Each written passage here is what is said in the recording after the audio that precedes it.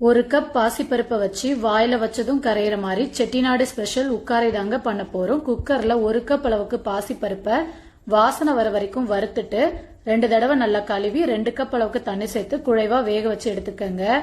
இப்போ 1 கப் அளவுக்கு பொடிச்ச வெல்லம் 2 கப் அளவுக்கு தண்ணி சேர்த்து வெள்ளத்தையும் கரைச்சி எடுத்து வச்சுக்கோங்க.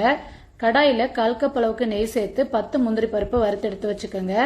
அதே நெய்லயே 1/4 கப் அளவுக்கு ரவை சேர்த்து ஒரு 2 நிமிஷம் நல்லா வறுத்துட்டு 1/4 கப் அளவுக்கு துருவின தேங்காய் துருவலையும் சேர்த்து நல்லா வறுத்துக்கங்க. கடைசியா இதுல வேக வச்சு மசிச்சு வச்சிருக்க பாசி பருப்பு சேர்த்து நல்லா மிக்ஸ் பண்ணிட்டு கரைச்சு வச்சிருக்க வெல்லம் தண்ணியை ஃபில்டர் பண்ணி சேர்த்து நல்லா மிக்ஸ் பண்ணி விட்டுருங்க.